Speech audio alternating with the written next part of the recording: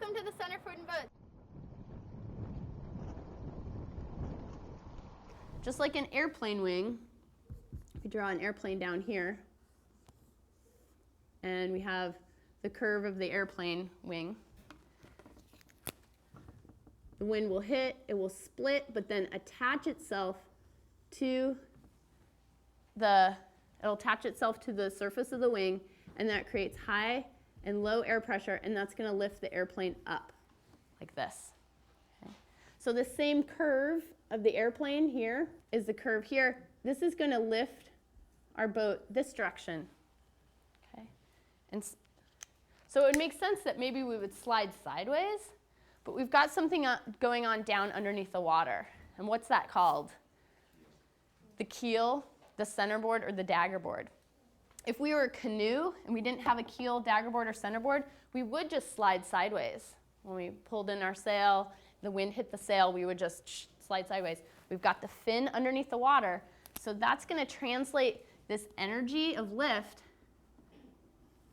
this direction, okay? Because we've got lateral resistance down underneath the water. Now, I guess that means, is it true we never really sail straight ahead in a sailboat?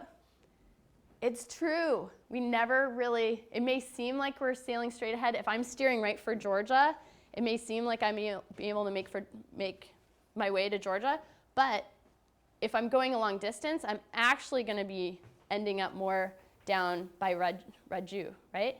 Yeah. Yep. So this is what's called leeway.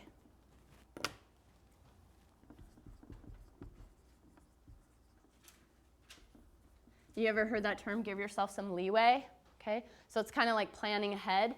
If I want to end up at Alex, I'm actually going to steer a little higher so that I'm going to have leeway in sideways slippage. Okay, so what we're talking about here is lift, and we can also call it pull. We're getting pulled upwind because of the physics of wind and the shape of our sail. When we're sailing upwind, we're really relying on pull. Once we start sailing across the wind, now there's a combination of push and pull happening. And when we sail downwind, it's all push. You're going to have to be close to center line, and you're sailing close to the wind. A little bit of association there. When you're sailing a little bit more relaxed, not quite on this edge of the wind, this is called close reach. And I think some of you found in your logbook, it's on page 6, okay? And there's a diagram of this. Okay. When we're sailing across the wind, this is called beam reach. And you can remember beam reach in that the width of the boat is called the beam of the boat. So you may see on some specifications for boats, it's 40 feet length overall, it's 6 feet beam. It's the width of the boat.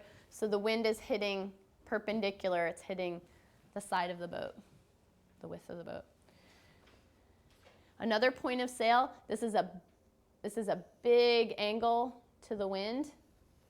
This is called broad reach.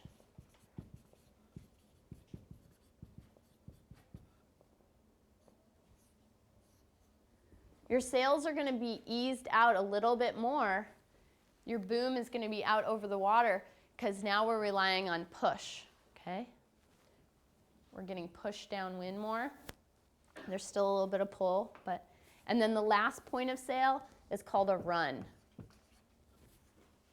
Or it can also be called dead downwind.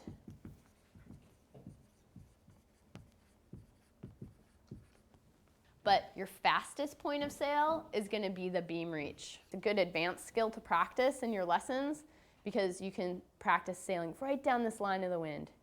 If you change sides, something happens. If you cross over this line of the wind, the boom comes over and does what's called a jibe. Dead downwind is the slowest point of sail. And I'm sailing close hauled, okay? I'm sailing close hauled on what's called starboard tack right now. The wind is hitting the starboard side of the boat. So now I'm on starboard tack if I was to describe it. Okay? Now I want to go over to port tack, and I'm going to turn the boat through the eye of the wind, pass head to wind, and that's going to have, the sails are going to flip to the other side of the boat. Okay? So now I'm on port tack. And this whole area in here is called the no-go zone. Okay? So in order to get through the no-go zone, we're just going to be luffing. We're not going to have any power. We're going to prepare to tack. We're going to have boat speed. We push the tiller over, and the boat flips over, and we can steer towards the other side. So how does a boat sail? When a boat turns straight up into the wind, the sails will start to luff. There's equal airflow on both sides of the sail, and it operates like a flag. It's not until we turn the boat away from the wind that the sails start to take shape. The wind enters at the front edge of the sail and gets split and follows that curve. So the air molecules adhere like a fluid, and they match the curve of the sail and exit out in a different direction. This change in direction and change of speed creates a high and low air pressure, which creates lift. Now, most of the lift that happens above the water is in a sideways direction, which is what you'd call leeway. So if this boat did not have anything down below the water line, it would slide sideways. But we've added a keel, a dagger board, or a centerboard, and that lateral resistance in the water translates the lift from sideways towards a forward direction and creates thrust.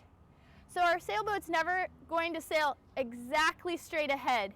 We'll always have a little bit of leeway, but we will be able to sail up towards the wind. Each boat is designed with its own pivot point, which is called the center of lateral resistance. On most boats, the center of lateral resistance is right behind the mast, and that's where it turns. Okay? Effort in the sails can help control how the boat steers, whether it heads up towards the wind or falls off and heads down, away from the wind. Effort behind the pivot point in the mainsail makes the boat turn up towards the wind. Effort or pressure in the jib, which is in front of the center of lateral resistance, makes the boat turn downwind. So it's possible, as you advance in your sailing, to initiate your turns with the trim of your sails, rather than just relying on a small foil of the rudder in the water.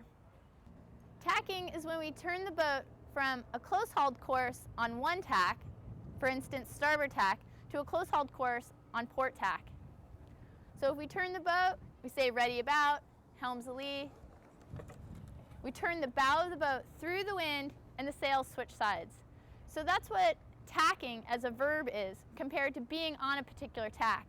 Right now this boat is on port tack, but if we turn it up through the eye of the wind, through the no-go zone, the sails get full on the new side. We've completed a tack. We've been successful in tacking the boat, and now is on starboard tack. Jibing is when we turn the stern of the boat through the wind and the sails switch sides. Because our main and our boom is out so far, this boom can swing over very fast. So it's important that you learn how to do a controlled jibe by trimming in the boom, turning downwind, and then gently easing it out. So we now change from starboard tack to port tack by jibing.